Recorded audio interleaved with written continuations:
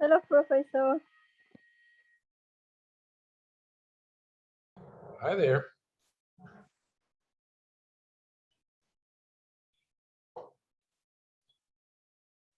Hey, Linda. Hi, Professor. How are you? I'm pretty good. How you doing? Good. Thank you for asking me. How's everything? Yeah, I'm good. I'm just so ready for the end of the semester, Linda. Yeah, finally, Professor, finally. I'm ready. I'm sure you Yeah, guys know you guys are ready too. to, yeah. Of course, you are ready too. Oh my God. And I was in the lab this morning and we had two students. And the two students, I was like, how are you? And the two students were like, I'm so tired. So you were in the lab. I was trying to join a lab too to do any like a speaking session, but then I saw a notes that have been posted last week. I think they said we don't have much like people to check the Burlington homework or do the speaking sessions. Only for today. So if you can. Yeah, but today and tomorrow, I think, right? Yeah. Because yeah, so I was there, but like most of the people who work in the lab full time, they had a training today. So they were, Yes. yeah, they were learning some new skills or stuff. So they were busy from like 9 to 4 p.m. or something. So today was just a little bit of a weird day. Mm-hmm. Hey, Susanna. How are you? Yeah, I'm alive. All of us are alive. We're counting down the days until the semester's over. Oh, Excuse me, Professor. Yes, You forgot again to email me. I know. Oh my God, it's end of the semester and I need to. You say 2 to 3. After 2 to 3, for sure, I email for you. I know. I need to stop saying specific times for people. Yes, I know. It's just, But I wait for today. It's fine. yeah, maybe, well, we'll see. I don't think we're gonna have a whole long class meeting today, so maybe we can do it right after we finish up for today. Okay. It's just, it's so much easier for me to do it with you one-on-one instead of trying to like make a video. You know what I mean? It's just so much easier for me to explain to people on Zoom or in office hours instead of writing a long email about what to do, you know. You can video for me too, because I work like the last week when I come in on Saturday, Sunday I come in America. After that I work all days, 10 hours, 10 hours, 10 hours, because it's Christmas and no, it's Black Friday and Thanksgiving. I work in Macy's. It was too busy when I went to like 5 in the morning to 3 to 4, or sometimes 9 to 7, and so like that. Jeez. And it's 10 hours, and we don't have like time to Zoom, or that time you have Zoom meeting over office hour. That time maybe I'm busy, and it's easy when you send your video. It's okay too. I can see your video. So that's okay too. Thank you. Yeah. I know. I agree. Everything. I agree. I know what you're saying. I know. Oh, thank you. Please. How are you, Susanna? tired. No comment. Tired. That's fine. Yeah. You don't have to say a word. Forget it. It's a shitty place. Yeah. Yeah. Well, I don't have anything. We'll see if more people come, but I don't have any lesson for us today. I'm happy to take questions. I posted the final reflection, so I wanted to show you guys that. Mm-hmm. And I think I don't think we need to meet next week. I'm so done. I am so done. So we'll see if our regular crew, if Aki comes, or if Andre comes too, and Frank. Those are usually our only 3 other people. But my idea is today just for questions. Like if people have specific questions, I will answer any questions. But I don't have a lecture or anything today. I did not look for the modules or the files, but did you post some example of your writing? Because I remember someone said so. Which one, for the final reflection or for the character analysis? For the character analysis. Yeah, it's all on, it's all here. I think I put it in 2 different places, but for live support materials, this was the character analysis. Wait, excuse me. This one. Yeah, this one. Example, Yeah. example character analysis essay, example character analysis essay annotated. And then there's a few other just like suggestions, tips, and ideas that aren't specific examples. And then this was another thing that we did last week, the workshop. I think you were here last week. I don't even remember. Yeah, I was there. Yeah. So more, these were some of the, this was a Google Doc that we made, some of the examples that we came up with together too. So that's mostly where, Yeah, I have that. I was looking for that yesterday, but I was looking for the specific paper. it's this one then. If you're looking for my specific word, like the Word document, it's this one. And then I think it was Tahmina, I forget who asked for the one. So this is the specific paper, right? And then here where it says annotated, this is just the one where you can see the comments and the notes that I'm explaining sort of, this is the one with the, You need this one, yeah. yeah, all the specific annotations. So that's right here, November 8th, example character analysis essay and example character analysis essay annotated. Those would be your go-to. I started working on mine, but you know, it's always good to see other examples. No, I agree. Anybody else have questions, Linda or? Yeah, I do, but maybe during the class with the classmates, because I need your opinion and classmates' opinion. So I'm just Okay, waiting. maybe Yeah, we'll- it's about my essay. I already wrote about 3 paragraphs, okay, Maybe like the introduction and the first paragraph. And do you remember I told you I started with the 3rd one?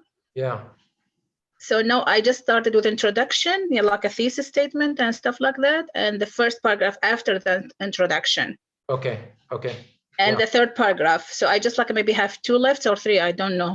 okay, okay. So I want to just like ask you about the thesis statement and something in my essay. Maybe I want to share it with you guys. I was gonna say, if you could share your screen too, we could just look at it together. I wrote it down on paper. Do you remember I told you I like to write down in papers? That's right, that's right. So and then revise it or do it like in my laptop and do it like at academic or on, you know, Word or Excel or whatever I do.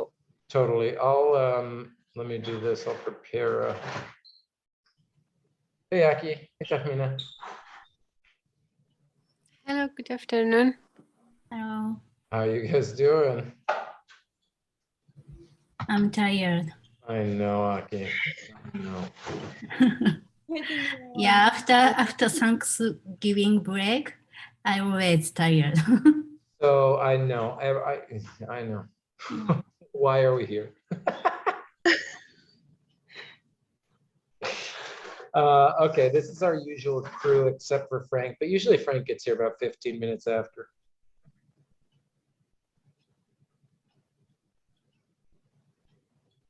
Okay. Well, then maybe while we're waiting, let's look at Linda's example. So I'll tell you sort of what I didn't even make a PowerPoint for today. So the idea here is I will answer any questions that you have. You can make it as specific or as general as you want. Linda wants to look at some examples or speak about her ideas out loud. Fantastic, that is great. And then I did post the final reflection activity. I posted it now because, like I said, I don't think we need to meet next week. If people want to do one-on-one or work like at this time instead of during office hours, that's fine too. But honestly, you guys, I think everyone is so tired and there's nothing new I want to teach you. I'm happy to answer questions always, but I don't have new material. So while I posted the reflection, let me go ahead and do that. I'll show you if you go to assignments in our Canvas page. And then upcoming assignments, you see the final reflection activity. There it is. And if you've taken a class with me, you'll know that it looks very familiar. So Yes. It's due December 13th at 2:45 p.m. That's because that's when our final exam is scheduled for this class, right? If it were face-to-face, you would have to come to the classroom for whatever, I think it's 12 to 2:45 or something. So it's due at this time because it has to be, okay? So this is due December 13th at 2:45 p.m. It's worth 100 points, and here are the instructions. The final exam for this class will be a personal reflection on your learning this semester. Please submit a Word document that answers the following 5 questions. You must write 200 words per question. So that's a total of 1,000 words. And as I've said before to people who have taken my classes, for a final exam, this is the only thing you got to give me. If you give me 1,000 words, you get 100 points. If you give me less than 1,000 words, you will get 0. I cannot stress this enough. Just write the words and you'll get the points. If you don't, that's the only instructions, right? The only instructions is 200 words per question. And Sanad's here and says, hi, Sanad. Okay, so here's the questions for you to think about. 1, what is something you really enjoyed learning this semester? Why did you enjoy learning it? 2, what is something that you wish we'd learned more about? How do you plan to learn more about this in the future? 3, how has this class changed the way you read? 4, how has this class changed the way you write? And 5, write about what stories, narratives, poetry, fiction, any of the stuff we've talked about mean to you in your own life. And I say 200 words per question. If number 3 and 4 are shorter, that's fine, but I am going to count the document. I need 1,000 words. If you give me 1,000 words, you get 100 points. It is that simple. It is that simple. Professor, 1,000 words or 200 words? Per question. Each of them. Yeah, so I'm not good at math, but 200 times 5 is 1,000. 2, 4, 6, 8, 1. Yeah, okay. Yeah. You should make it at least like 1,200. Wow, thank you, Linda. You can write as many as you. Linda, be careful. People are going to try and send. I'm just joking, give you a hard time because you just like as I thought just like a 200. I said, oh, it's easy, so easy, and then I said, oh my God, per question. I didn't read the rest. Bump it up, bump it up. So that's it, right? This is your final test, right? This is the final exam. Yeah. It's just me making you write more. That's all it is. So it's not like a credit card as you're doing before, like a. Do you remember last time you asked us to do? It was kind of short video. Do you remember? Yes, I do. It was as a credit. I do remember that for extra credit. No, I don't have extra credit right now. Everybody, I mean, the people who come to class and turn in their work, lots of A's. There's going to be lots of A's in this class. There's always what about A's in my classes? What about question number 5? Yeah, what about it? Like, what do you mean, like about stories that we do it already, like in our class, or something we already like maybe read it like before? Whatever, both of those make sense to me. So remember we started at the beginning of the semester talking about like the hero's journey, why stories are important, the power of your own story, changing your own story, all that stuff. So you can write about that stuff. Or you could write about, what are stories for me in my life? Well, I like to read detective stories, or it could just be about books and stories that you like to read right now. It could be about stuff from this class. It's pretty open, Yeah. So thank you. Yeah, of course. Yeah. Any questions? December 13th, 2:45 p.m. The people that are here with me, I trust that you know what's up, but my friends watching the recording, hopefully. December 13th at 2:45.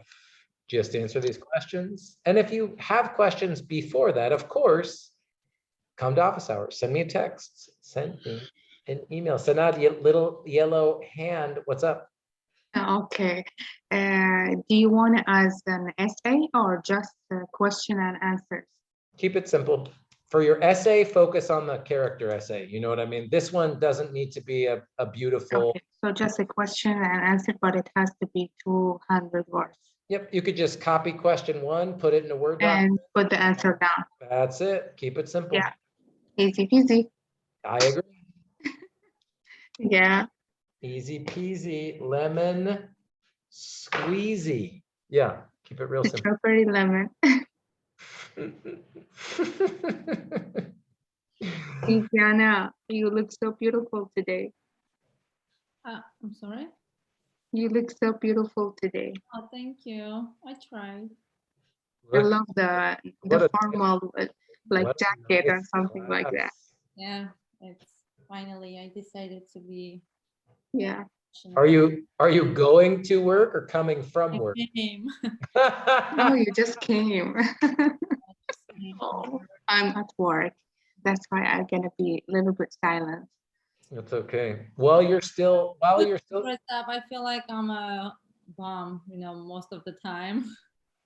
hey, you've seen some of what I see some professors wearing on Zoom. I'm like, oh my God, people are just, Yeah. Californians are just so casual, man. Yeah.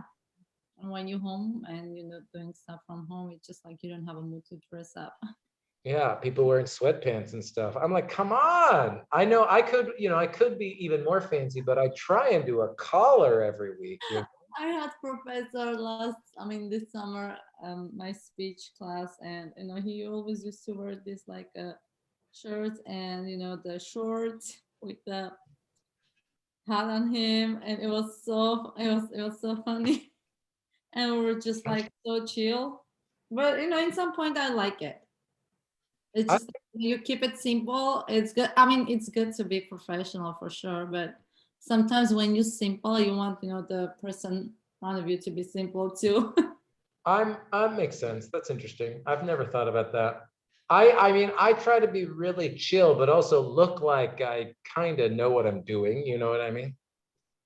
For sure. It's a fine line. It's a fine. Knowledge represents you, so it's a fine. try how.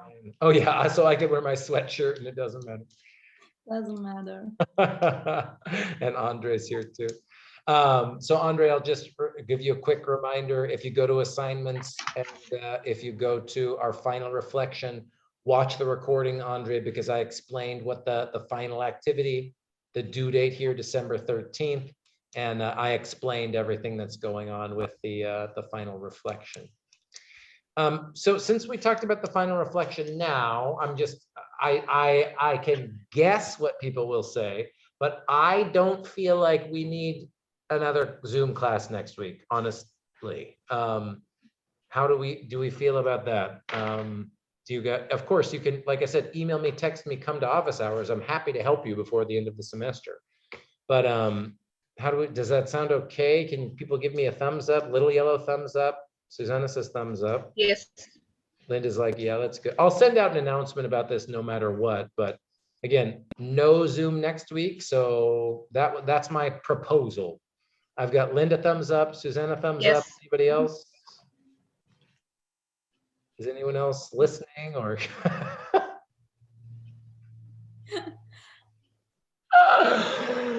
Oh, I'm so ready, you guys, that I'm just, now you're getting just real Jeff, not Professor Jeff, or this is just kind of what I'm like in real life, Okay, well, it's 2-0, even though no one else voted, that's fine. Yes. Cool. We can look through Linda's example, right? I think we should. She wants to share. Yeah. If you are guys ready. Are you analyzing Juana also? No, Kino. Kino. All right, let's talk about it. Okay. I'll try and type what you say. Yeah, like I want to just share with you guys first the thesis. I wrote down even though Kino was simple and good husband, by the time he became greedy, selfish, and aggressive after he found the peril of the world. By the time he became greedy, selfish, and aggressive. aggressive. After he found the peril of the world, because I want to connect it to the other part with the peril of the world, and explain why he became greedy. Okay, even though Kino was a simple and good husband, So should I say it after my question is even though Kino was a simple and good husband, after he found the pearl of the world, he became greedy, selfish, and aggressive. Or this is correct? This is fine. That's just a sentence structure question. Both are fine. Even though Kino was a simple and good husband, I'd say let's add another time. When was he simple and good husband? At the beginning Thank you. At the beginning of what? of the story. Thank you. Of the novel, the story, whatever, right? Mm-hmm. So even though Kino was a simple and good husband at the beginning of the novel, story, whatever, by the time he became greedy, selfish, and aggressive, we could just get rid of this now, comma. Yeah. Became Yeah. greedy, selfish, and aggressive after he found the pearl of the world. Nice contrast, right? So for me, in my teacher brain, if I see a thesis statement like this, I expect that I'm going to hear, okay, Linda's going to write a little bit about how he was good and simple at the beginning, and then I'm going to get a lot more information about this greedy, selfish, and aggressive at the end of the story. So I like this thesis. There's two interesting ideas. You're drawing a contrast between the beginning of the story and the end. And I think you're doing a really good job giving me very specific adjectives that you can connect back to throughout the essay, right? What do you guys think? Yeah, I'm just asking you guys what are they gonna think. Susanna's gotten, it's good. Anybody else have thoughts or ideas for Linda's suggested or proposed thesis statement? I see a comment in the chat. The question is, the essay I'm working for assignment is about Kino. Good. Tahmina's just asking in the chat, is it okay that her essay is about Tahmina as the protagonist? Absolutely, right? You've got a lot of freedom to write about whatever you want as long as you're analyzing one of these characters. Anybody else have questions or ideas for Linda's thesis? Tahmina says thank you. You're welcome. Really nice. Okay, so how do you feel about this thesis now, Linda? You feel good? Yes. Okay, I agree. So then you were saying you had some ideas about the body paragraphs or the conclusion. Yeah. So this one is good, right? For everyone, they are satisfied with this thesis. I think so. I mean, it's extra quiet today, but Susanna feels good. And if people have opinions, put it in the chat. But I think, let's see, did anybody else say something in the chat? Tahmina had a question. Sanat had a question. Sanat thinks I should go to the barber. That's it. I think we're good, Linda. Okay. What's next? So the next one, I'm gonna explain how he's greedy. Okay. Okay. The first paragraph, and the second one is about selfish, because he was just thinking about himself and try to protect the pearl and sell it, and he wanted just he even ignore his wife. Okay. And then the last one is aggressive when he tried to attack, kill people, and try to he was not good with his wife even. Okay. Right, and the last, last of the story. So Mike. Yeah, we'll talk about the violence, right? Yeah. Okay, now I'm going to ask right away though, because in your thesis you have this idea about simple and good husband. Are you going to write about that in one? Yes. Okay. This is my question. I want to ask you, for each paragraph, I'm gonna just summarize something in the beginning as you show us in the example, that because he's simple and good, in the beginning. So I'm just trying. I'm gonna first summarize him, how he was, let's say before he became greedy, and then I'm gonna make it a contrast between comparing between him and his wife. Is that okay? Yeah, I mean, you give me an example that you'll do that with. Of the world. Maybe you should provide quotations and then expand on that. No, I started with with the words, then I gave a quotation. Okay. Yeah, if you've got an example or an idea, we can look at it. Like I said for the first one about greedy, I first because the first one because I said the peril of the world. So and then I said for the first paragraph, the peril of the world is the peril that Kino founded in the Gulf, and it was the greatest peril in the world. So and then I put quotation. This is the greatest peril in the world, like a quotation from 19, page 19, Nice. and then Kino was happy to find the pearl because he was thinking that he became wealthy, so he can marry his wife, can marry Juana in the church, and send his son to school. So, and then I said it was about, and then I changed it to, I said, so he started dreaming to marry Juana in the church and send his son to school. And then I put quotation about about dreaming people that about his pearl. That's from 23. This is kind of how I write, you guys, really. You're watching me do it in lifetime. Like if I was planning, Linda, I do exactly, right? I do like, okay, I've got my sentences, then I'm going to do this quote. We don't have to put it in right now if we're not ready. That's fine. Okay. Yeah, I did like this. I did like explain something, and then I like my words, and then put a quotation related to that words. Good. Or to that explanation. Good. Now, okay, now the only thing that's missing so far, you're probably going to say this right now, but is now where you give some, explain or argument or analysis about these moments, because this is a fact. The pearl of the world is the pearl that Kino finds in the Gulf, and it was the greatest pearl in the world. Great quote. You clearly established the scene, the moment we're talking about. Great detail, great example. MLA text, citation. I love it. Kino was happy to find the pearl because he imagined that he would become wealthy. Also, just facts in the book, right? This is not your opinion. This is not your argument. This is just true. Yeah. With this money, Kino would marry his wife in the church and send his son to school. Great. Okay. And now we need some kind of you, Linda, the author of this essay, giving your argument or analysis. So why is this moment in the text important?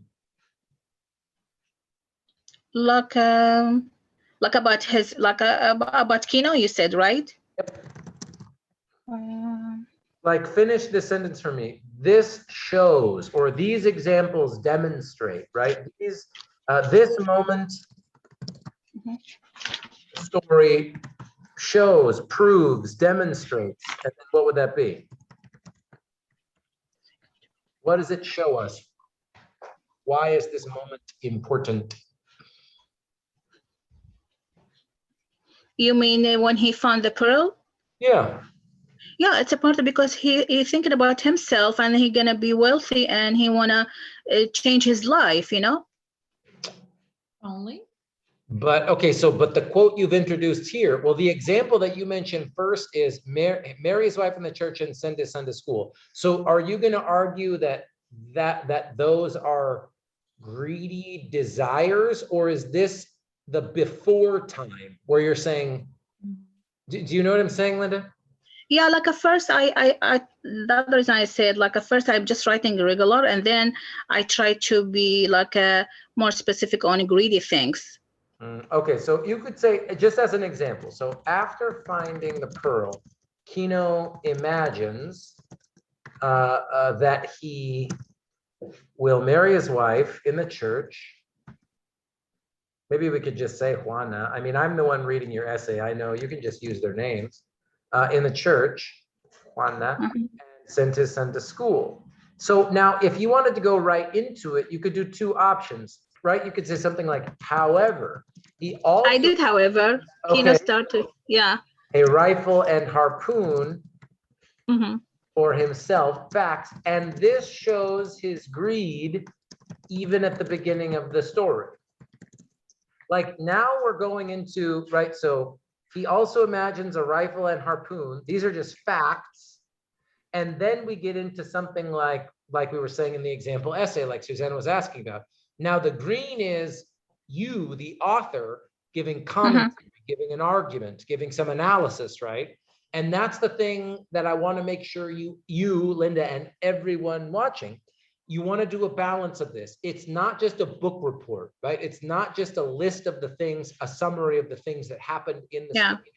You've got to make sure that in your body paragraphs, you have some kind of this opinion, argument, analysis, like we were talking about when we were when we were talking about it with Susanna and Frank that first day that we looked at the example, right? Is it analysis? Is it argument? They kind of go together in an essay like this, you know. Does that make sense, Linda? Yes, yes, Professor. Okay. And then I put like on the other hand, I did explain how was Juana feel about the pearl. Like he was trying, like in this one, like how, like she was from beginning, like says, she tried to be, to get rid of this and something like that. I just like explain about that, and I wrote a lot of things. So I just I want to organize it and see which is good, which is kind of analysis, which is kind of contrast. Oh, I love it. Okay, so on the other hand, Juana immediately thinks about something. This shows that Juana is a generous and kind right from the beginning of the story. Now, okay, so now this is a good way to illustrate what we're talking about here, right? So if you're gonna draw, so do you want to do this type of thing? Kino does this, Juana does this. Do you want to do that for in every paragraph or only in specific situations? No, every paragraph. So I think then if you want to do this compare and contrast Kino to Juana, then it would be good to say in the thesis statement, make it clear that this is going to be like a compare and contrast style of essay, really, right? I mean, even though Kino was a simple and good husband at the beginning of the novel story, became greedy, selfish, and aggressive after he found the pearl of the world. However, Juana, his wife, Juana, give me some adjectives for Juana, Linda. What is she like?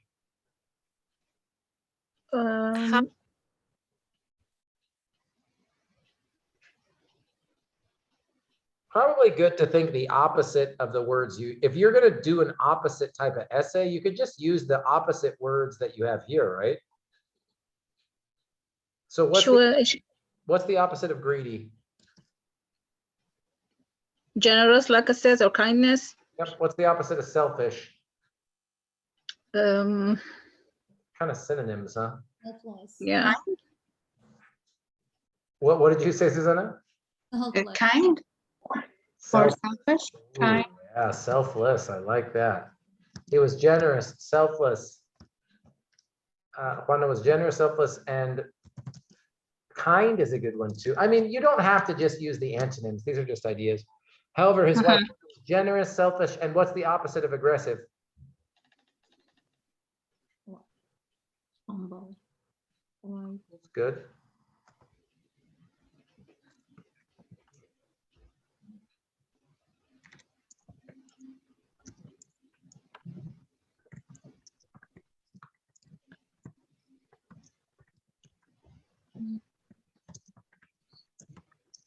Something like this. This is kind of some of the idea you're getting at, right, Linda? So even though Kino is simple and good, so maybe this simple and good,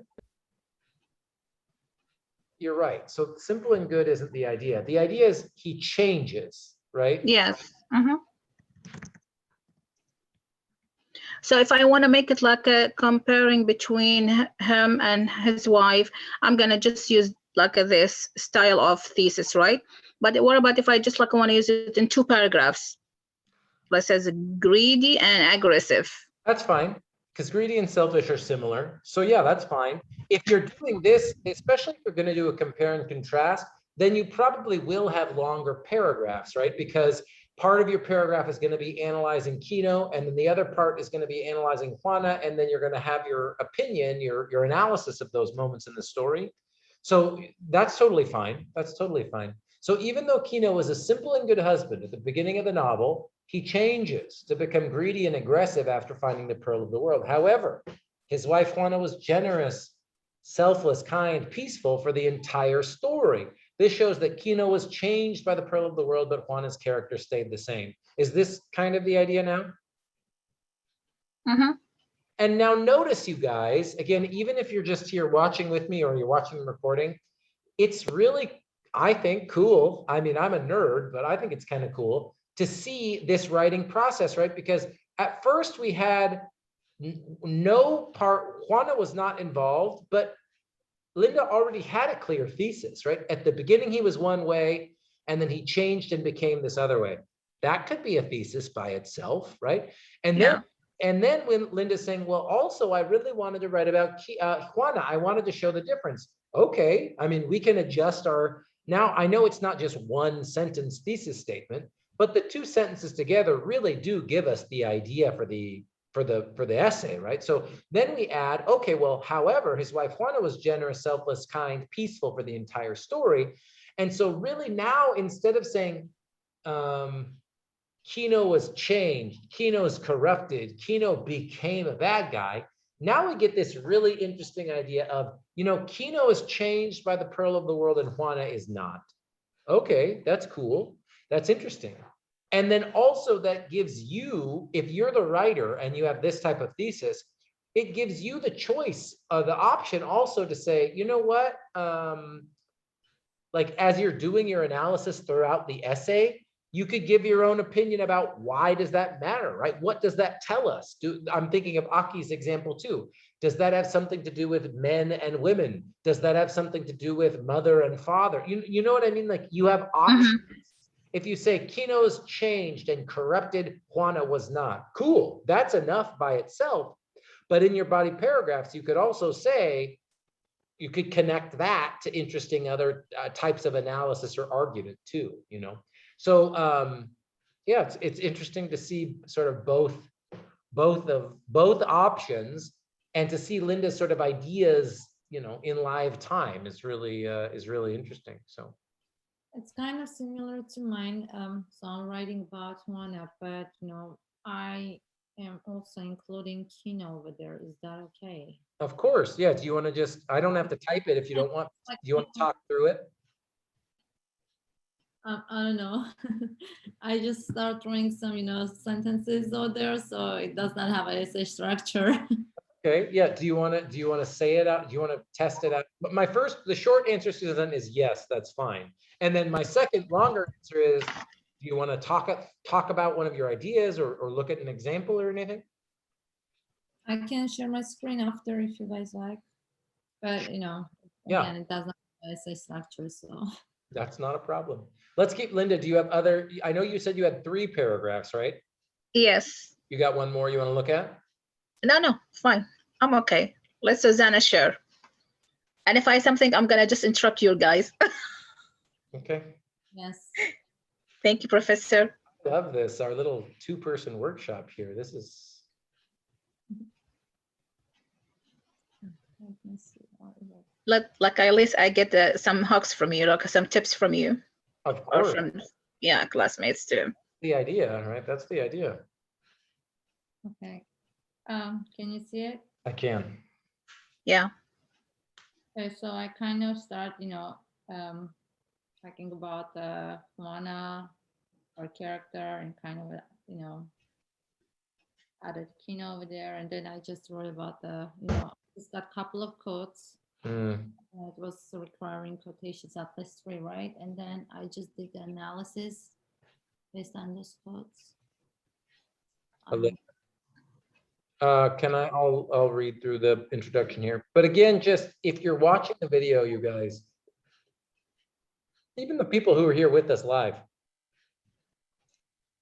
at 340 and 350 level, you already know this, but writing really has to be like a process, right? And you really need to figure out your own process. And I think it's very helpful for students to see, like what Susanna is showing us. Susanna is saying, oh, I don't have an essay structure. That's fine, right? No one ever sits down to write an essay like this and just the first time they sit and type in, it's all there, it's beautifully organized, and it's not like that. So, this is how Susanna is organizing her ideas before she does the structure of a, that's great. I mean, there's so many different ways to do it. Some students love outlines. We've talked about that. I don't like outlines. I never used outlines.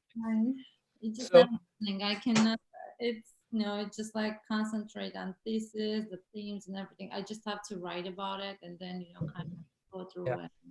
Yeah. Can you scroll up? I just want to see, I want to see a little bit more. Oh, go back up to the top. I'm sorry. I want to see some of Susanna's ideas. You got a lot. So like her husband, Kino, Juana is a hardworking woman who can withstand a lot of physical and mental stress. Love it. So already, Steinbeck doesn't say that in the book, right? That's not just a fact that Steinbeck says in the book, but we understand that it's true. I mean, it's kind of nice in the middle between, oh, this is a quote in the book, and this is the author, Susanna, this is the essay author's analysis, right? So already I really like that. She takes care of Coyotito, creates fires for corn cakes, prays in times of need, and strives to treat her baby's scorpion injury. Though she refers to her husband as a woman, is supposed to do in her understanding. One is also strong. Though she refers to her husband, though she defers, differs. Yeah. Though she defers to her husband, as a woman is supposed to do, Juana is also strong-willed, and it is she who demands that Coyotito see a doctor. Very true, also very true. Kino beats her in obedience, which takes the initiative and attempts to get rid of her evil pearl. Even Kino's aggression, there's your word too, Linda. Juana sensibly accepts, reminding herself of the importance of man for woman. Juana sensibly accepts, reminding herself of the importance of man for woman. Ooh, that last sentence is very interesting to me, Susanna. Makes sense. Yeah, I think so. You're sort of saying she needs, for better and for worse, good and bad, whatever. Yeah. She It's needs, like for men. she needs him. Yeah. And then I just got the, you know, couple of quotations and then I did analysis on those, you know, kind of expanded. Good. Let's look at the analysis. So Susanna's got, Juana sang softly an ancient song that had only 3 notes and yet endless variety of interval. And this was part of the family song too. It was all part. Sometimes it rose to an aching chord that caught the throat, saying, this is safety, this is warmth, this is home. Perfect. So analysis, Kino and Juana wake up every morning and both go about their daily routine. They're doing so without saying anything since the routine was never disrupted. Nice. The morning has significant beauty for Kino since it exemplifies the harmony of his house and family. In this statement, Juana performs a song called the Song of the Family, which represents their family's current calm and status as members of an old group of people. Juana's song unites the family as a whole and as part of their great culture. Ooh, really nice. The song brings Kino great comfort since it reminds him of his love and protective instincts for Juana and Coyotito, as well as his obligation as part of the bigger town and its inhabitants. Deep. Yeah. Yeah. Because well, I feel like I start talking about the Kino, so I was kind of trapped over here.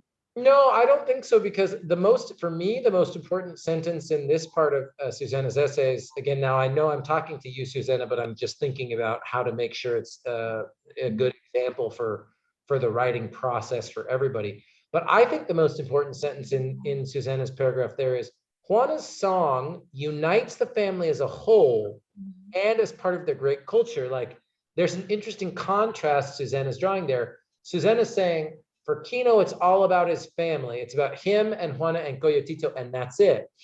Juana's vision, Juana's song, is to connect them to society, culture, group, kind of like, it makes it more big picture, kind of, which is really cool.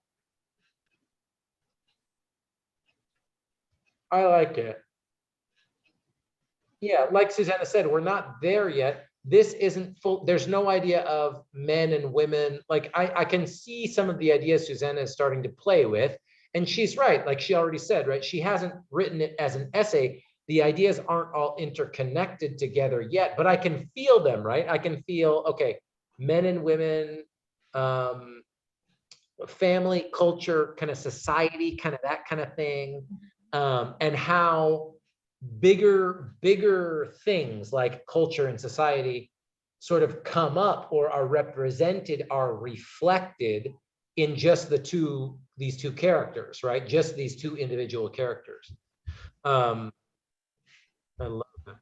Yeah, really interesting. My last quote that I did, it's like when Juana's talking about like she's scared that, you know, some men will be killed.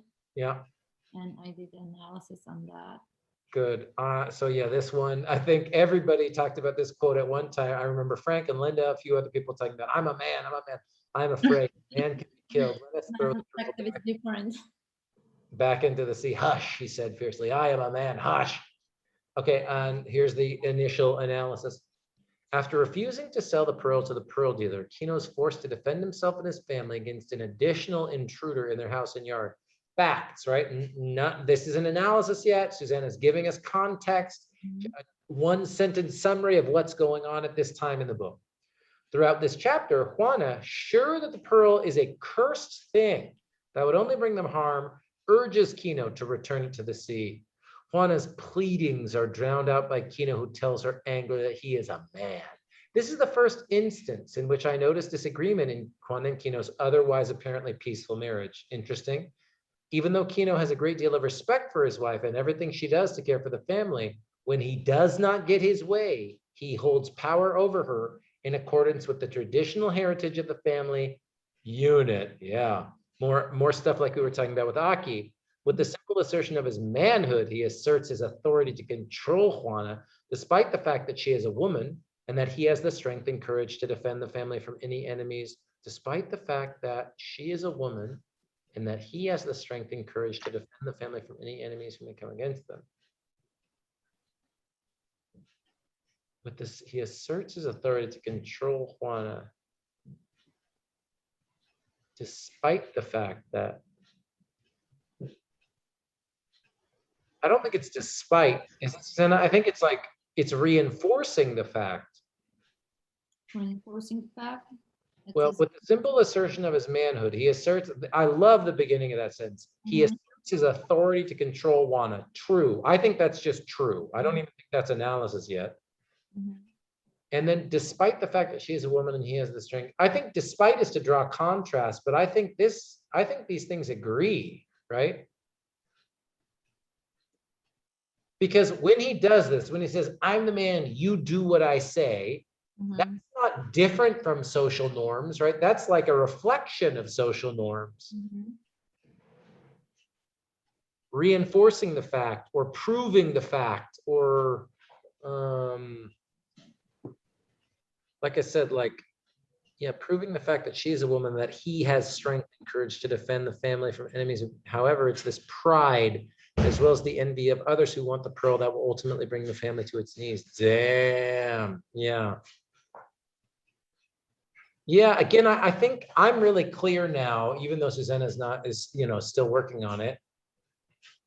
This to me is an essay so far. Susanna's got the idea that like, almost like the relationship between Kino and Juana is a representation of bigger societal, cultural, gender roles. And again, that's kind of what Aki was saying too. But it's really interesting because Susanna, you're approaching it from like, how would I say this about what Susanna's doing there? Like Susanna is starting with the characters, right? She's saying, he does this, she does that. And this is an example of this other social idea. And that's a little bit different than saying, hey, in society, traditional gender roles are A, B, and C, and Juana and Kino are representative of that. Both are appropriate for this essay. It's just sort of slightly different. Like what is in the, how can I say this in a more normal way? I really sound like a literature professor now. Sometimes I'm like, Jeff, you don't even make sense. But like what's in the front of your argument, right? What's the foreground of your argument and what's in the background? Like, because I like Susanna's, what she's got is she in the foreground, she's got Kino and Juana, and that's perfect. Other essays might say, I'm foregrounding cultural gender norms, and here are Kino and Juana as examples. Again, both are appropriate, but just as some examples, as some ways to think about the tone and the style and the way you can write this type of essay. Yeah, really interesting. Really, really interesting. But Kino, it's not too much, right? Also on the third quote, because No. I can, like, I tried as hard as possible to only, include Juana, but there is no way. It just kind of have to be, Yeah. over there too. You're kind of also, I would even say, like, Susanna's doing a kind of character analysis of their marriage, right? Or of their relationship. Like, to me, in those first two examples, Susanna, you're really looking at the interaction between the two of them as opposed to just one of them, right? Mhm. Which totally appropriate, totally appropriate. Yeah. Anybody have ideas? You're on the path, Susanna, you're on the path. Any ideas or questions for Susanna there, looking at her example? Thank you to Linda. Thank you for Yeah, Susanna. I just like I want to ask Susanna, the first paragraph is kind of introduction, or just like you start one of the paragraphs or body paragraphs? I didn't do introduction. It's just like I just typed it. That's why I said it's Type, yeah, okay. So just like your ideas. like whatever came, in my head, I just, throw it on paper. Okay. Yeah, I will organize that. And I think that's good advice. Again, everybody works differently, but for a big, especially the longer the essay, if it's 3, 4, 5 pages, I think, in my opinion and experience, I've written so many of these, like I said, just start typing.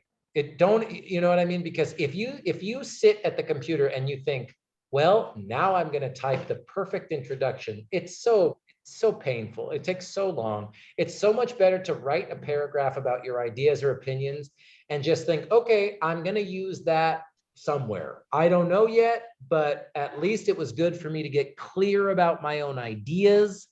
And then eventually I'll have sentences to put somewhere, and I think hard to sit there and just start doing so painful. It's From talking to Linda, I think this is what Linda, you're sort of, I would say, just knowing Linda too from other classes, you're doing two things, right? You're writing this essay, but from talking to you, I think you're also kind of like testing out your own writing style, right? Like, how do you, Linda, like to write an essay like this, Yeah. Like I said, if anyone in this class loves outlines, that's all good. It's just not my style. So if you're figuring out your own personal writing process style, that's so valuable, Linda, because once you know your process, you can use it for every class you take for the rest of your college career, It's like hard. I start with do you remember with paragraph number 3? I do. Exactly right. I just like to start with that. Exactly right. Because that was the idea you had, right? That was what you wanted to write. That what was interesting to you, where you felt good, where you felt comfortable. And that's the whole deal, right? I mean, I hope, yeah, anyway, I could say a lot more about that, but that's fine. What else? Hi, Frank. Frank came in. Hi, how are you? How are you? Yeah, I think I changed my status because I cannot justify the physical abuse Oh, Frank. he did to Fernando. Well, hey, that's It's another. very hard to just. That's another good sign of a good writer is you start with an idea, but then when you start writing, you're like, oh man, I have to change this idea. It means more work, but it means you're doing good thinking, Okay, what do you got, Frank? I'm gonna try to this time his ambition to be rich, that kind of stuff. Okay, so his ambition. Okay, you're gonna analyze Kino as an ambitious character. Correct. Oh, okay. So we could say something like, even though Kino makes many mistakes, I'm just imagining, right? He got so many mistakes. He is always, he is always driven or committed to whatever. Ambition. And ambition for what, Frank? I think I know what you're going to say, but what's he wanna be rich. He wanna be rich, so he want to exit from the present his life. He is so poor, no money, no education. Yeah. So he wanna be like town people. So do you think that he wants to be rich, or that he wants to be educated, or that he wants to be respected, or what? Like, Is it something, Oh, is it all about the money, or is the money a way to get something else? right now he has nothing. Just his character. He has no. He just a selfish people. He is very selfish, and he about other people. His mind is his family. That's it. Fana and maybe his brother, maybe a little bit, but otherwise he has no leadership, nothing. His character. So this is Frank very is really, hard to do that. yeah, Frank is being critical of Kino now. So something like, even though he makes, so actually it's not even though, Frank's getting at something like throughout the novel or something like that. THROUGHOUT. Throughout the novel, Kino is always driven or committed to his ambition to improve his own life, and sometimes the life of his. Then you could write about, like, if you wanted to write some of his good traits, Frank, then you could say, you could use an example where he does think about Coyotito and Juana, but we understand from this type of possible thesis here that it's like, well, he is committed to, and he's ambitious for his own goals, his own dreams, his own plans, sometimes his family too. But then that way you could do a little compare and contrast if you wanted to, Frank. I like this idea of ambition, though. That's an interesting adjective, or ambition is a noun, but that's an ambition. That's an interesting word for Kino. And I like it because, again, like we talked about poetry this semester, it is a little ambiguous, right? Ambitious doesn't mean good or bad necessarily. Sometimes it's really helpful and useful to be ambitious. Other times it might not be. So that's a really interesting word you chose, Frank. I like it. I like it. Okay. Thank you. Of course. The long way to go. You still got time. It's all good. It's all good. Frank, do you have yes, other or questions? I may has to do conclusion is my conclusion gonna be it's gonna be my opinions, my argument. So that's gonna be, is that okay to put my argument from, I think, what the author, how he end up, how he pick up, what he think, what's a good or evil, what he likes, his mind, why he end up like this. So something like I this. love it. So When you said, I want to read that. When you said my conclusion is like my argument, or maybe I'll say one thing, Frank. Hopefully it's kind of like reinforcing your argument. Don't wait until the very end to say your argument, right? You should introduce it at least a little bit earlier. But if you want to have your conclusion to really be like, boom, like I'm reinforcing it, I'm making it even stronger, I'm just going for it, I think that's a great idea. I think that's a great idea. Okay, thank you. Just remember, again, I think it is a pretty good always rule for college writing. Try not to introduce new ideas or new opinions at the very end. You can go into a lot more detail about those opinions, but make sure you introduce it at least somewhere earlier in the essay, and then really, boom, be very clear and strong with it at the end. Does that make sense, Frank? Oh yes, it's clearly makes sense. Thank you. Yep, my pleasure. So I have to put many examples before I end up to conclude. Conclusion has to be all the main ideas. Yeah, remember, don't introduce a brand new idea, argument, opinion and. You can reinforce an idea or opinion. I'm probably spelling everything wrong here. I said 2 words for reinforce. Are you kidding me? Oh, reinforce. Reinforce. Okay. You can reinforce an idea or opinion strongly, but don't introduce it for the first time in the final paragraph.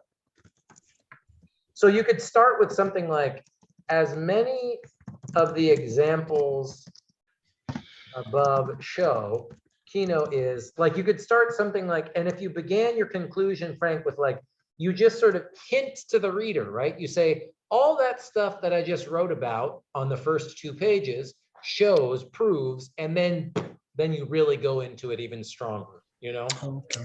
Yes. Okay. Something like that. Like I think in think, this like I- essay, the conclusion is the hardest part. You think so? Yeah. You guys know my opinion. Every class I teach, every level I teach, I think the conclusion is the hardest thing for any college writing of any kind. No, I think for this one more like the rest is kind of just redo like a statement of the thesis and that's it, right? Or just like I put some ideas, or not ideas, even just explanation, let's say. Yeah, Like 5 sentences at least. But this one, no. This one is a new style, like it's new. I don't know. Kind of gonna talk about whatever you write about in like a small sentences. I don't think it's hard. You just gotta go through whatever you write. It's not something new. You're basically repeating whatever you said. You know. But I think that Susanna's right. And that's why for some student, it's weird, right? It's almost like your conclusion's like a summary of your own writing. Again, for so many students, especially coming from other countries, they're like, why do I have to say this again? I already said this in the first 5 paragraphs. And that's, I agree. But this is the way that it goes. This is the expectation, you know, this is the norm, is a conclusion is restating your own ideas, or that's why I said what, reinforcing, but it's always going to have the something. You're always just saying what you already said in a different way. And if you can connect it to something that feels like a strong ending, a strong conclusion, a strong final feeling for the reader. But I think conclusions are hard. Now, Susanna's right. Once you feel comfortable with academic essay conclusions, you can kind of use that same feeling for lots of different styles of essays. But if you're still kind of figuring out this US college conclusion style, it's really weird, in my opinion. It's really weird. But you'll be good, Linda. I'm certain about this. Try to, because it's the first time I'm writing like this style of essay. That's why you're in this class. At least we learned something new. I hope. That's what I was going to say. If you already knew, you wouldn't need to be here, you know? Yeah. What else? Questions, ideas, workshop, if people have examples, anything. Let's see. Hold on. I got a message. I upload my very draft. Can you see it now? Thanks. Andre's saying he uploaded something early. Let's take a look. Let's do it. Leave student view. Andre's saying the same thing like Susanna. Early, very early. I'm going to stop sharing for just 1 second while I pull this document up. Yep. All right, Andre, let's see what you got.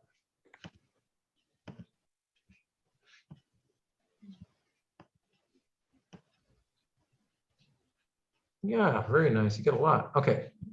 Analyzing the characters of Kino and Juana. I love it. See, people are like, I can't do just one. Okay. The truth is like a big pearl or its melody. The pearl represents a big, rich. To hear all truth about themselves is rare and almost unknown in wide circles. The Pearl by John Steinbeck is a small story with a big scene. Ooh. The story represents Steinbeck as a communist. Moreover, in it, he uses racist method to attack white people. Whoa, as poor people attack rich people. The story represents the communistic ideas about rich men and poor men. Whoa. The analysis of the main character starts from this side. All white people are rich and bad. Others are poor and good.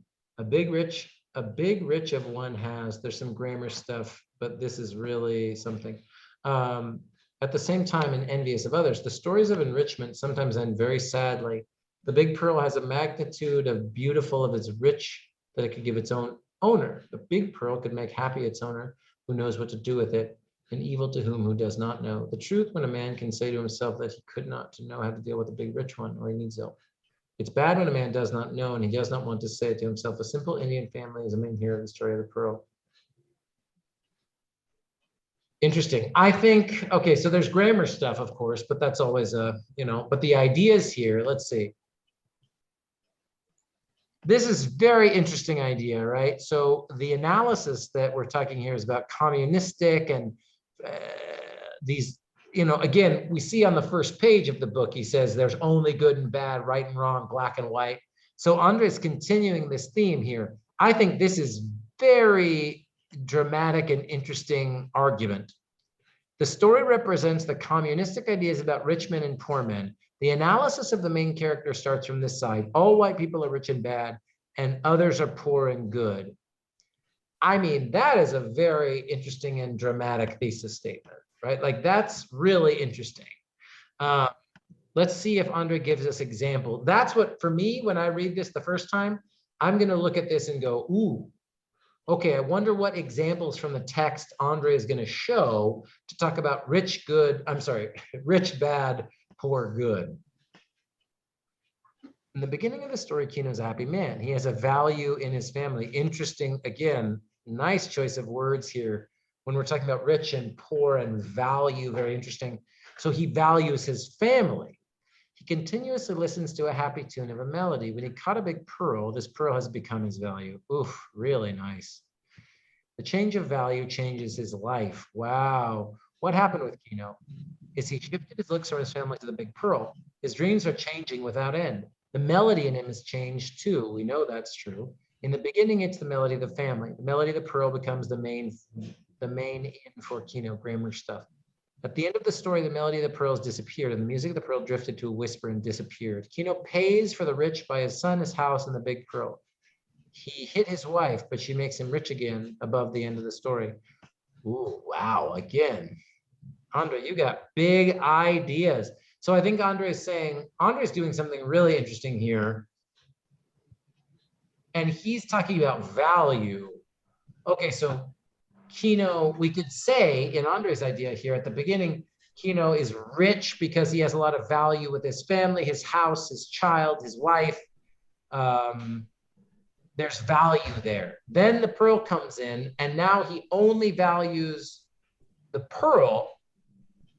But then at the end, when he throws the pearl away, he becomes rich again above the end. Again, really cool. And some people might disagree and be like, I mean, he killed his own son. How can you say he's rich? But that's interesting. Maybe he's free from this evil song. He's free from greed. I don't know, very interesting. Juana, the wife of Kino, does not shift her eyes to the big pearl. She keeps her sight on Kino. All true. All of that's true. She watches the changes in Kino. She does not believe that to her dreams and her husband. The dreams that her Coyotito goes to school. He'll read the books and know what are written in them. He'll know the truth. Her husband no longer to look at her, the big pearl in his eyes. Now, all his dreams, all his words are around the pearl. She does not like it and has attempted to eliminate the pearl. For this attempt, she was bitten by Kino. I think she was hit. I don't think Kino bites her. Kino hits her. After the hitting, she continues to keep her eyes on Kino. The big pearl changes everyone except Juana. This is like, we talked about, this is like, you've got so many ideas, Andre. This is like, this little sentence in Andre's paragraph is like Linda's thesis statement. Its relation to the family of Kino changes by the pearl. The doctor knows exactly what to do with the big rich. This has got to be a translation thing. What's big rich? Big wealth, big money. Big Rich has got to be a translation. By influence of his dreams, Kino becomes important for him. In the beginning, the doctor is a racist. Now the doctor is no more a racist. He's proud that he treated his son. He's changed by the big pearl. Doctor knows what to do with the big rich. He's white. In the story, white people are not good. Steinbeck is not right because he's part of that people. The doctor is not a communist. He knows what to do with the big rich. Quick question. Yeah, tell me. Is it right to say doctor is racist? Because kind of, I don't agree with that. Go on, why not? Because it's not racist, it's greedy. I thought Susanna was saying, well, the race has nothing. If he had money, you know, if he was a racist, let's just put it this way, he would not go back to treat the baby. Yeah, I was thinking, and money. I was thinking of his Indian servant too. So if he was racist, maybe he wouldn't have it. He wouldn't even hire another Indian to do the job. Now, this example, I would love to read. I think we could read an essay that says the doctor is racist and make that argument, and say the doctor is not racist, he's just greedy. Both of those, I think, would be really interesting papers to read. I will say this. What Andre is writing about, what Suzanne is talking about there, is kind of like the way that we are, God help us, talking about race in the United States right now. This is the fight, right? It's like, okay, well, the doctor isn't really racist because he never says, I hate these dirty Indians, but he does treat them badly. So is it, how can I say this in a way that makes sense? Man, it's so hard to talk about this right now. Like a lower level than him. Well, you're right. Like the style of, or the class, like he's classy and they are not. Well, it's, let me say it, I think I could say it like this, Suzanne, I'm sorry to interrupt you, but let me say it like this. If you say, I'm not racist, I just don't like poor people, okay? Mm-hmm. But if every poor person in the city is Mexican, so then by him saying, oh, I don't dislike Mexicans, I just don't like poor people, and because of that, I don't like these Mexicans, do you see what I'm saying, Susanna? Like, I'm not making an argument either way, but do you see what I'm trying to get at or not? No, I'm still cannot see the racist thing. Yeah. Because listen, if he's a racist, and if he hates the race, because the racist is like when you don't like the race, but there is money involved. So if, let's say, there is 100 Mexicans are, you know, super wealthy, Yep. and millions of Mexicans are poor, Yep. so we hate those poor people, Yep. but he's really good friends with the, you know, the higher level, you know, socioeconomic status people. Yep. It is not making him racist, it's just making him like a greedy, you know, the money hungry. It does not click to me. I don't know. No, I don't. Racist, you know, the. No, I'm not saying if I agree or disagree one way or the other. I would, like I said, I can imagine a paper that argues that he's racist and a paper that argues that he is not racist. I think both of those analysis would be really interesting. I mean, yeah.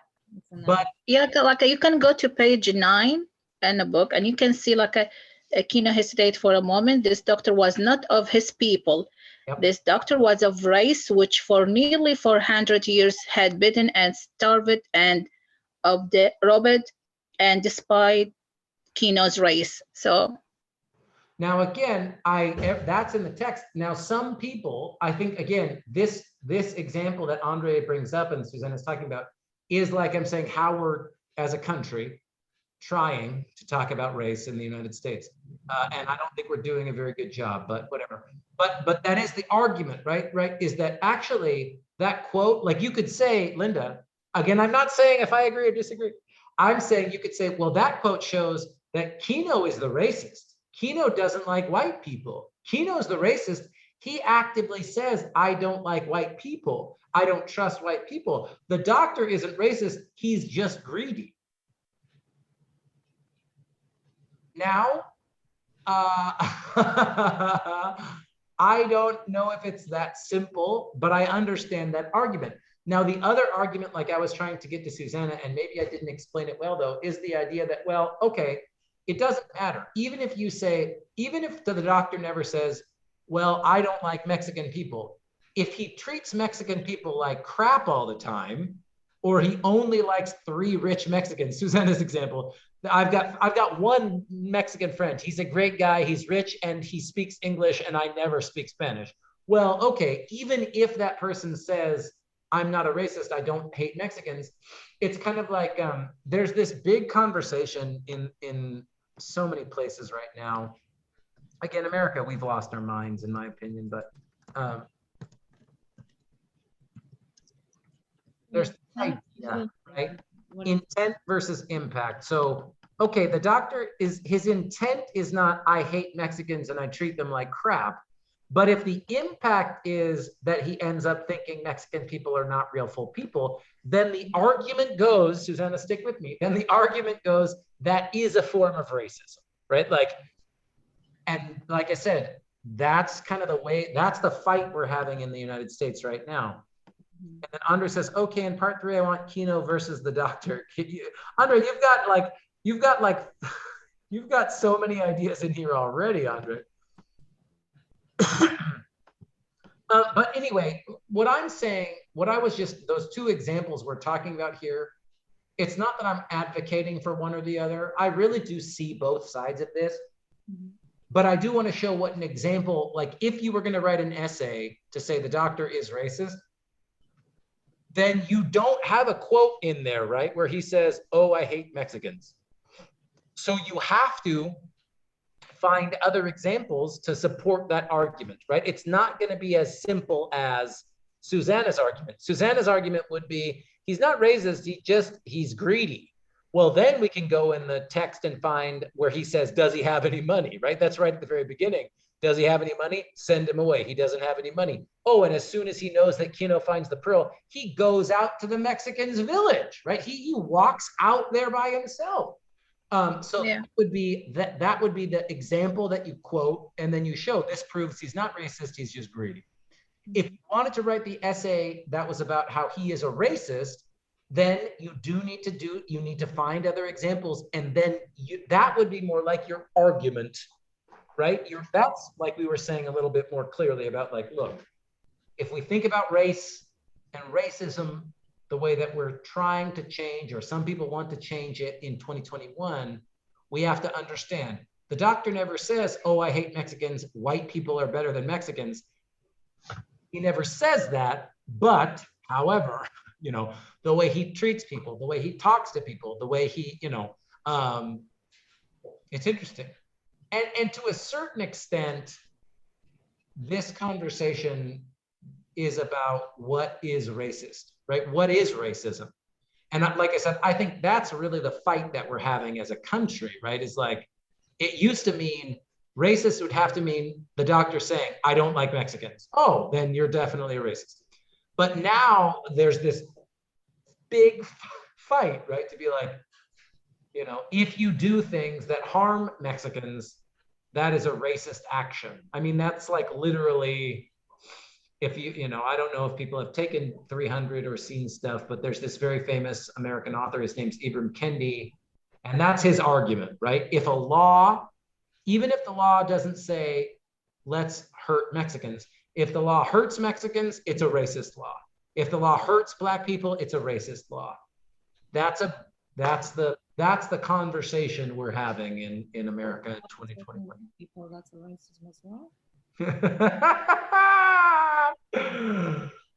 It's weird, right? And then it does circle back.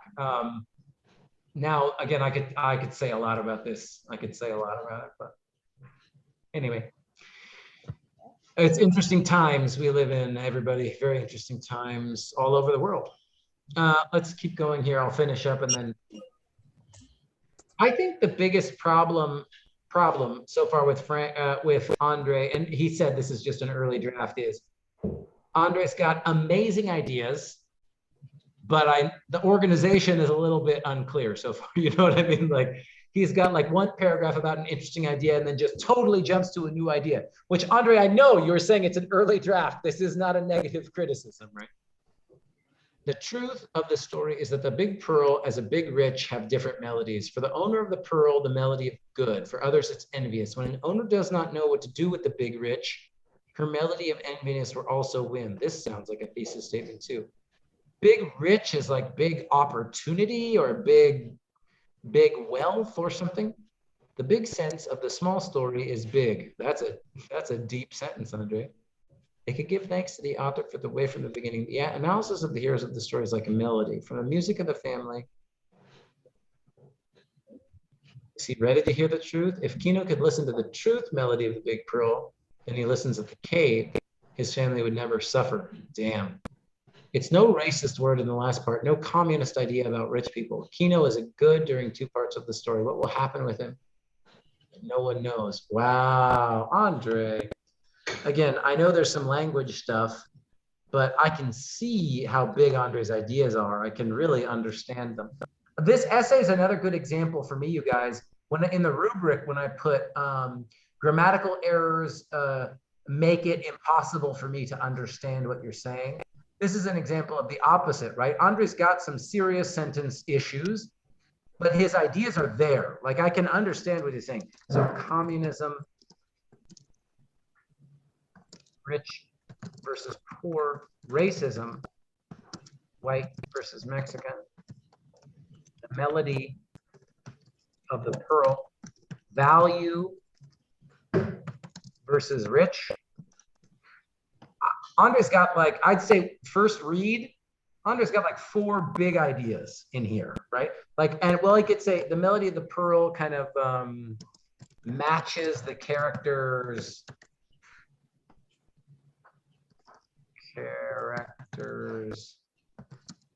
identity or something, like motivation, goals. Yeah, I think you've got like 4 really big and interesting ideas in here, Andre. I like the communism idea is really interesting. Like, does this book, now I'm just curious for my people who are here and can talk, Linda, Andre, if you can talk too, Linda, Susanna, like, do you think this book is saying it's good to be poor? Oh, yes. Ooh. Yes. Yes. Says yes, Linda says no. Susanna, what do you think? I think this book does not say it's good to be poor or it's good to be rich. Say more about that. But it's like good to be a human being. Ooh, what is a human being? Well, it's a broad kind of thing. So what I understand from reading this book, it's just like you should be thankful for whatever you have. Sure. You should always put your family first. Okay. And protect the family with no matter, what is the consequences. And not get trapped in your desires, in your own wishes. Deep. I love it. Frank, I love it. Frank, tell me why do you say it's good to be poor? Because the also the last scene, the king from his poor to the Gulf means he gonna become poor. So the author choose Fana's thought. So I believe she's poor. So I think he favored to be a simple, peace, and warm family. So she don't worry, he think, yeah, he don't need to be about money, money is not important for that's where this story ended. So I believe that the author is, he likes to be a simple family, peace and warmth. That he want to. Oh, I love it. I see your hand, Susanna, but first I want to hear, Linda, yours, what you were saying, Yes. no, you No. don't. Okay, tell me why, and then Yeah, Susanna. like I feel like it's not about poor people or rich people. It's about just like how you feel about you should be not greedy. You should be satisfied what God's give you. Like if you are like a living in let's say in a middle style or the middle something like a middle, not too much, like not too high, not too low. So you are fine. You don't have to be greedy. You don't have to be think like if you have something, you don't to be like more and more. I don't want to look at if I have let's say piece of cake. I don't want to look at the whole cake. What? I want the whole cake. I want the whole pie, Linda. Like this is how I feel in this book. It was the let's say the big fact, the PowerPoint of this book. It was just to not be greedy. You should just be satisfied what you have, what God's give you. That's it. Susanna kind of said something like that, and then Linda's adding this idea of gods, God and gods, which is in the book too. So I think that's an interesting addition to some of the ideas Susanna was saying. Susanna, come back, tell me. My question was to Frank. But don't you think, being poor led to whatever happened to him and his family? Or you think if he was rich, it would be the same way? So I try to understand what's more Pacific. Can you explain to me? Because, it's good to be poor, right? Mm-hmm. So no, it's not to be poor means I would say you don't need you don't worry about no probably it's same to Linda. Don't need too much money. Only the money is a necessity, not that kind of stuff. So that's you have enough money. That's all you need. You don't need to be rich, just plain life. That kind of. If you take it, so he just wanted an education for his child, wanted to get married. Right, and like canoe and the rifle was the extra thing, but the rest it was like it's a simple basic things that the human needs it, right? So if he was, that's why I said if he wasn't rich, I mean if he was poor, I mean he wasn't happy, he wanted it more, but he doesn't want it for him, he wanted it for I think Fiona is happy with that money. He just want to be the king husband and the coyote. That's her happiness. So she don't worry about the money. Oh, I'm sorry, Frank. Please continue. No, that's okay. Please. I got excited when you said Juana. Juana really is the example of the character in this story she just accepts things, right? Like she doesn't want more than what she has. She's really, like people have said, grateful. I think both Linda and Susanna were talking about that word, grateful. And when Frank says it's true, like now Susanna asked an interesting question. Because isn't Kino's problem partly because, like, we can't say being poor is good, because being poor is what made Kino want things. Like, because he was poor, he was like, I don't have this, I need this, I need this, I need this. And when Susanna was saying that, I was thinking about the doctor though too. It's really interesting because Kino feels that way, but also the doctor who lives in a house but there's never enough for him, right? He has 2 cups of hot chocolate and 3 cookies. And like, even though he is rich, his problem really still is more, more, more. Just like at a certain point, Kino's problem is more, more, more, more, more, right? So it's really interesting. And then I was thinking when Frank said, Juana, I got excited because I was like, oh, well, maybe it is like, but Juana's poor, so poor is good. But I don't think being poor is what defines Juana's character, right? What defines Juana's character is acceptance, patience. Convinced. Maybe too patient, right? Like she doesn't need to accept being a hit and kick. That is horrible. We know that's horrible, right?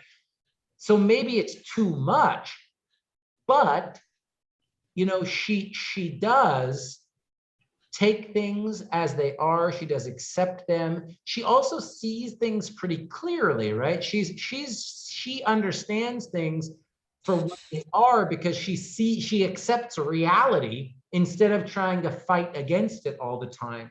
Yeah. She wanted it, but she saw the harm and then she stopped. And it's really interesting too, because we were talking earlier about, well, maybe the opposite of greed is generosity, but Juana's not really like that, right? Juana's opposite of greed is just acceptance, being okay with what we've got, right? Like that's not the same thing as giving away everything I have. That's generosity, it could be. But Juana really is just, she just tries not to need things that she doesn't have or be obsessed with things that she doesn't have, you know? Anyway, I interrupted you, Frank, because that's what, listening to you guys, I got excited, you know? And then in the chat, Tahmina says, it shows that how jealousy and greedy deeds can change others' life. Also, giving value to more wishes can destroy life. I was thinking about Andre's word value too. I think Andre introducing that word of what we value is really important. And Tahmina's picking up on that a little bit here in her comment too, right? Giving value to more wishes. That means if I value my fantasy, if I value the thing that I want and don't have more than what I do have, problems, right? I can imagine, ooh, my new car that I will buy in a year. But if I care more about that than what I have now, problems, at least in this book, right? Problems. And then Andre says, it needs to be ready to be rich man or it could harm. A lot of the story with the bad ends with people who quickly became rich, like Kino. That's interesting too. So you need to be ready. You need to be prepared. That's like a deep psychoanalysis idea, Andre. I like that. But yeah, like you have to be, that's deep. That's deep. I like that. And so maybe I'm thinking of Juana. So Andre is saying you need to be ready to become rich or it could harm you. A lot of the story with the bad endings are people who quickly became rich, like Kino. So maybe if Juana got all the money because Juana is peaceful and accepting and relaxed, maybe not too much would change, right? Maybe it wouldn't change her. This is like Linda's thesis we were looking at earlier. So what does it matter? Like, why do we care that Juana never changes? Well, it shows that like she's stable. She's, you know, she's her values are clear, to use that word Andre introduced again earlier, right? What do we value? Well, her values are clear and money wouldn't change those values, right? She could win $1 million. It seems like we feel like the reader, you know, what is she going to value? Her son, right? Her family. Really interesting. Really interesting. Really interesting. You guys have such amazing ideas, right? This is like, I got strong emotions.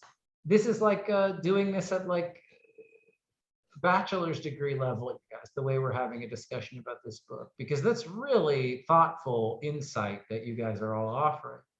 And notice how we've kind of connected, like everybody that we looked at, Linda, Susanna, Frank, and Andre, you all are doing different things. But there is this connection of the different themes, right? There is this connection, something about greed and value, and there's gender stuff in there too, right? Because we know what is society at this time, the men are more valuable, right? The men's opinion is more valuable in society. So there is some of that value and greediness in that, in those ideas too. But yeah, really interesting, really interesting. What else? Any other ideas? Like, can we use open-hearted like as a word for opposite of selfish? Sure. Open-hearted. Yeah, open-hearted. Sure. What for Juana? Yes. And can you just random, you know, sort of exercise here, Linda? Can you think a moment in the story where Juana is open-hearted? When she accept, even he hit her, and she was just like when he told her just follow me or come with, and she just like when she was silent and just she followed him. Mm. Like she didn't have any action that he hit her. She should like be mad at him, right? Mm. Like her heart was pure, I think. Damn. So courageous. But that's her forgiveness because she loved him, so she cannot against him. Mm. But the forgiveness coming from her heart, right? It's not from her mind. If it was just like thinking about her mind, she gonna just beat him up again, just give him a punch of to his face, right? Mm. But I think forgiveness is just like coming from your heart because you have kind heart. This is how I feel. Like this is how I think about her. I love, put that in the essay, Linda. I love that. Because when you said open-hearted, I wasn't, I was like, yes, that makes sense. But when you explain it like that to me, again, now that's Linda's argument, right? That's not in the story. But Linda, that makes total sense to me. Open-hearted means like forgiveness comes from the heart, not the mind. So the way that Juana can forgive Kino or accept Kino, whatever, that speaks to her open heart, or that proves her open heart. I love it.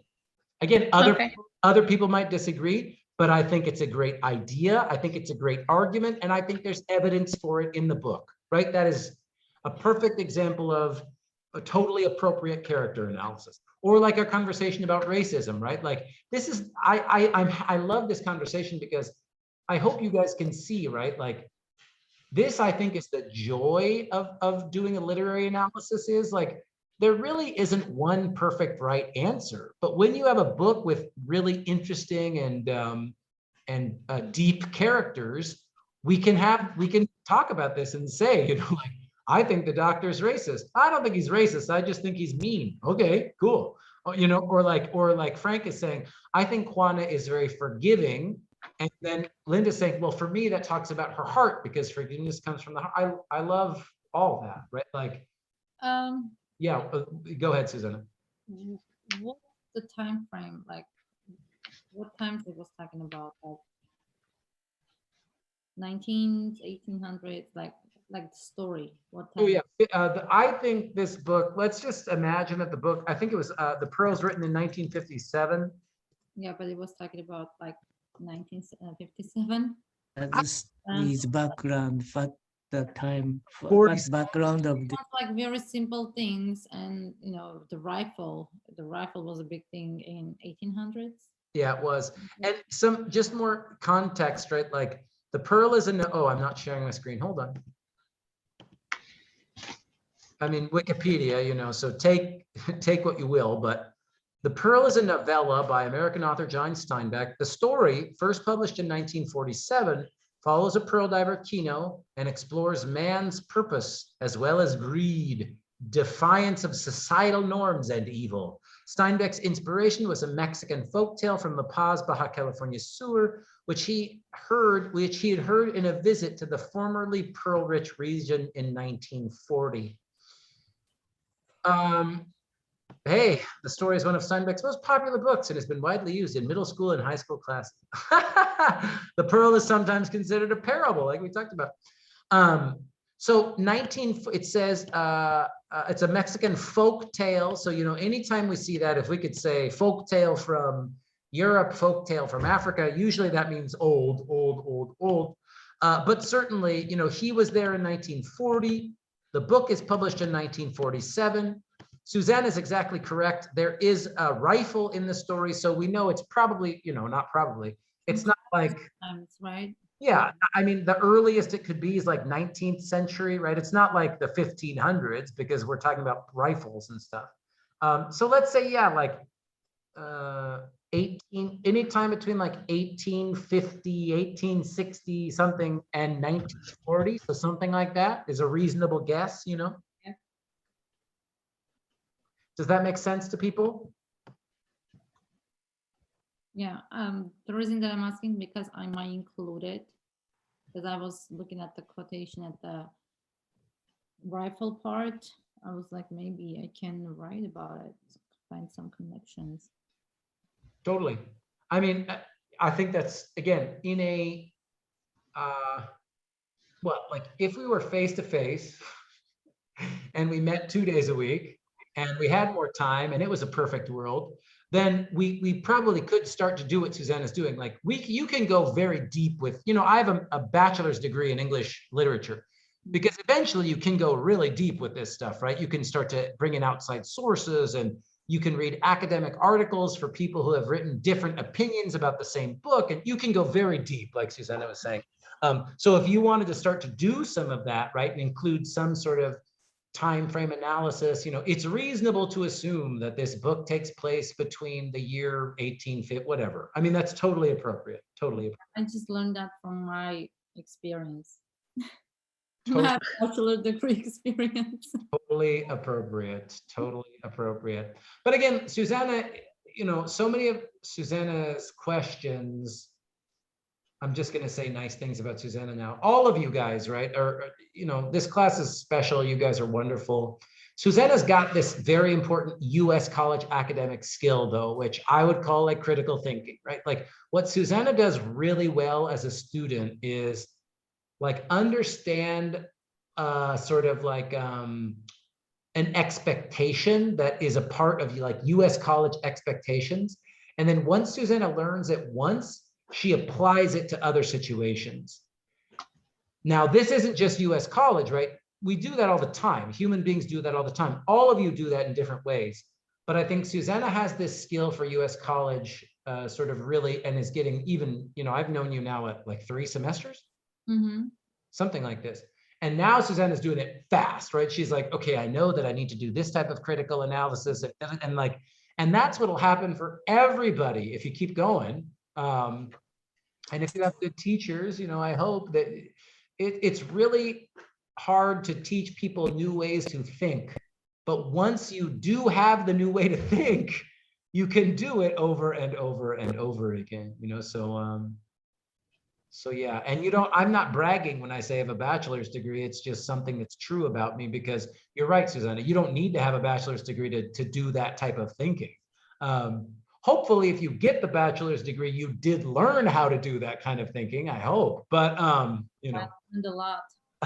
But I've met plenty of people who have a bachelor's degree and they can't think for crap. So, take it for what it's worth. I had all the different type of like musical history, like a literature from international, Russian, Armenian. So, you're supposed to write a lot.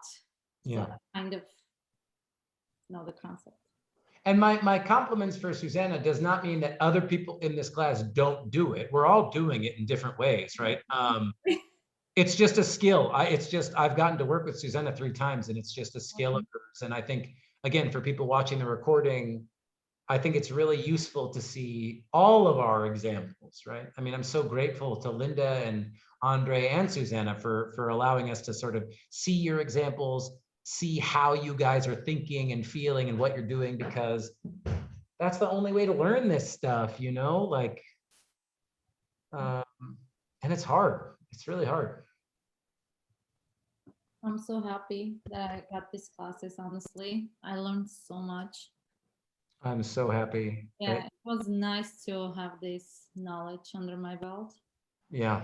As a human being. Yeah, before starting college in the US? Yeah, I mean, it's just like I came to the college like very blank. I didn't know what I want. I didn't know where I'm going. And I was just getting classes randomly, and I never got any English class. So your class was the first class that I got 3 semesters ago. Hey. Yeah, so that's a lot. It's a lot of place to grow. And you do, and all of you guys right now, the way that I tried to run this class is, it's, if you take an English literature class, like in an English department, you'll probably have to read more and you'll probably have to write more, okay? But my goal with this class, especially because we're still in the ESL department, is to get some introduction to this way of thinking and writing about literature, right? And I feel when I read what you guys write, I feel very excited because I'm like, okay, like we're not perfect, right? No one's perfect doing this perfectly yet, but I do feel really happy. Like, I feel like you guys get it, right? Like, even if you're like, I don't know if I'm doing this right, you know, you understand what I'm asking you to do and you're trying this new skill. And I think that's valuable. I hope it's, I value it. I'm using Andre's word now. It's valuable to me. So I hope it's valuable to you. And even if it's not, hey, you know, 4 units that will transfer to Sac State or to UC Davis. So at least hopefully that's valuable for you guys.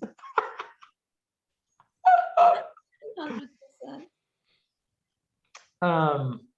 What else? That was a lot of, I'm just monologuing today, you guys. I'm just going for it today. Ideas, questions, examples.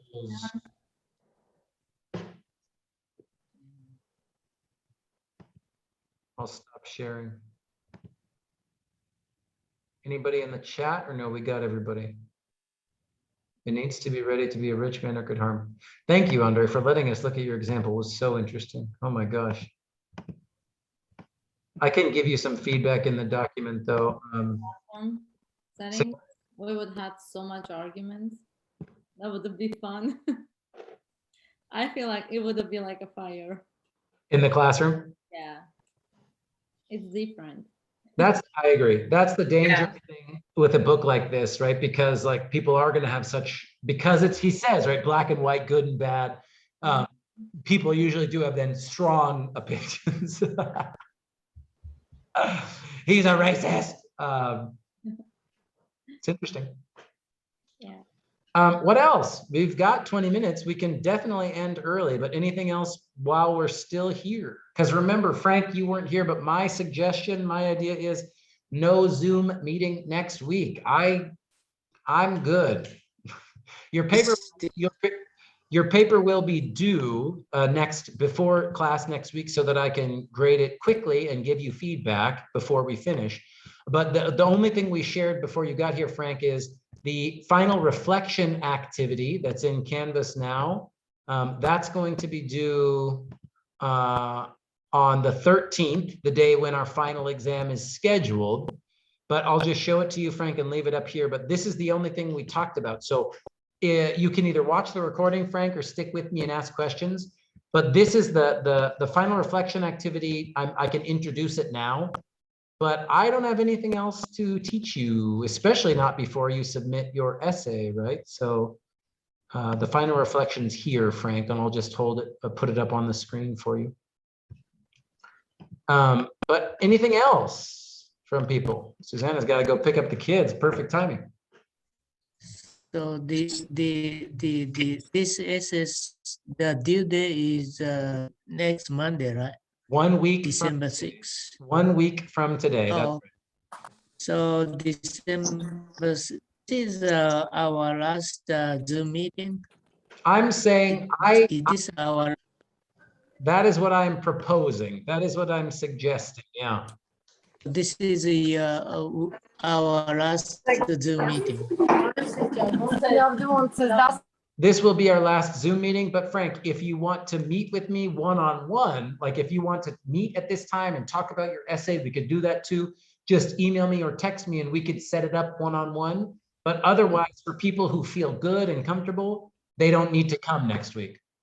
Oh, okay. So you're still open, but except I'm around. Let's say if I have the paper, can I set up one-on-one meeting? Please. Yes, please. That would be great. Andre says 1 citation in each part. Yeah, 1 citation in each paragraph. You don't have to have a quote in every paragraph, but it is a good idea, right? It's just it's kind of like a standard structure so that if you have a new topic or a new topic sentence for each paragraph, give a quote that supports your idea or give evidence, prove that your idea is connected to the book, Andre. So one citation in each in paragraph, it's not a requirement, but it is a good sort of standard way to do it. So, and like Susanna was saying, yeah, if you've got a draft and you want me to look at it, you can email me. If you've got a draft and you want to look at it together, let's find it, come to regular office hours, or we'll schedule a time. But I'll be around all next week. I just, for people who don't, I don't think we need to have a Zoom meeting because your essay will be due or done.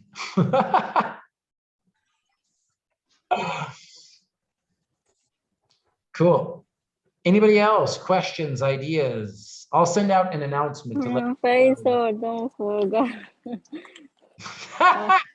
I know. Please don't forget. I need to rewrite. Okay. You've still got 2 weeks. Oh yeah, more than 2 weeks. I know. No, I know. Yeah, more than when I went to Germany, I back, and right now I wait. It's I think more than 2 weeks. I know. I hope so. Today you sent me. Yes. I'm not going to say yes because what if I don't? But I know. Yeah, last time you say after 4:30 for sure. I know, but then life today, happens. Then life happens, you know. Today you send me, yeah? Yeah, yes, yes. Anybody else? Anybody else? Not about your particular assignment, which I understand. I'm not disagreeing at all. I understand. But any other general questions? I have about the word that open-hearted. I should look, because I'm seeing now sometimes they write it down one words together and sometimes separated. So should I write it like a separated? I would put it hyphenated. Usually that you're using that like an adjective. So I would, yes. I would put open and put it in the chat. Hearted. Okay. I would put open dash. So separated. Okay. Yeah. Open. Cool. Other questions? We are fine. For me, I'm fine. I mean, thank you so much for being my teacher again this semester, and thank you, classmates. Good to see you, or good to work with you guys. Oh. Same to you, Rida. You have Thank a nice you. day. You too.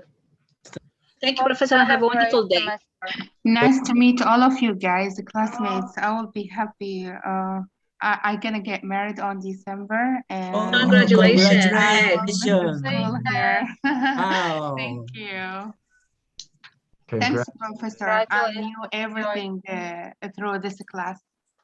I hope that you all learned something. Of course we do. We do. Yeah. That's my dream. Yeah, it was really informative class for me. Thank you very much, Professor. So happy. Thank you all. And When are you getting married, Professor? I don't know. Do you have single friends? That's the question for Professor Jeff, you know. All the done. We All can the find. If you are not racist. I'm not. I am not. Actually, if I'm racist against anybody, it's usually Americans. You guys know I like all of you more than I like most Americans. You all know that, and I'm honest about it. Yes. Yeah, I agree. You said that several times. Linda's like, Jeff, we know you hate Americans, Jeff. Okay, No, you have open-hearted. Hey, I'm teasing, but you know, I'm gonna stop talking. I'm gonna get in trouble. No, you like everybody. Stop the recording. I know, exactly. Stop the recording. Cool.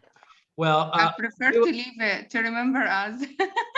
Of course, I'll never forget. Now, I like that the last question for the semester is Susanna saying, Professor, when will you get married? That's an interesting question. Okay. So you're gonna invite us, all of us, especially this class. Oh my God. Encourage you. I gotta. You're gonna have a wrinkle.